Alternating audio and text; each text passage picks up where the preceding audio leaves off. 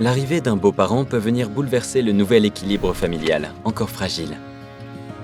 Si elle survient trop tôt, l'enfant n'a peut-être pas eu assez de temps pour s'habituer à vivre avec des parents séparés.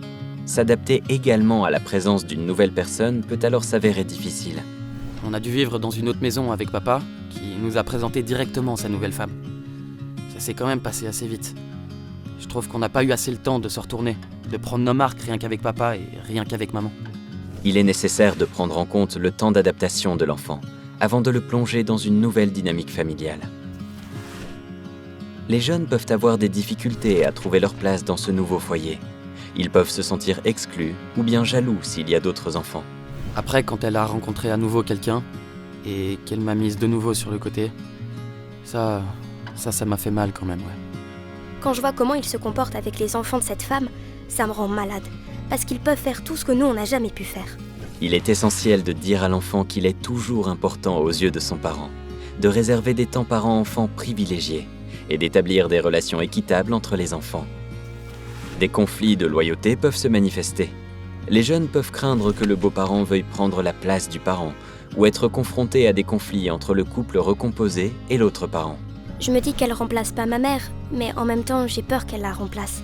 J'ai pas envie de voir quelqu'un d'autre avoir le pouvoir sur moi. C'était ma maman et mon beau-père souvent qui parlaient contre mon père. Je devais pas prendre parti, mais durant cette période, on m'a jamais autant demandé de prendre parti. Puisqu'il était avec une personne, ma maman voulait pas que je crée des liens avec cette personne-là. Et de l'autre côté, mon père me demandait justement l'inverse.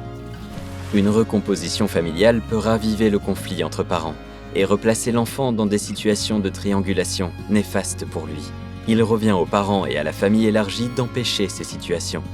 La recomposition familiale peut constituer une vraie ressource lorsque le beau-parent est chaleureux avec le jeune et reste dans une posture d'adulte éducateur et non de parent de substitution.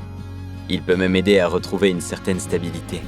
Il m'a remonté le moral, dans le sens où à chaque fois mon père me démoralisait en disant que j'étais un con, que je savais rien faire dans la vie et tout.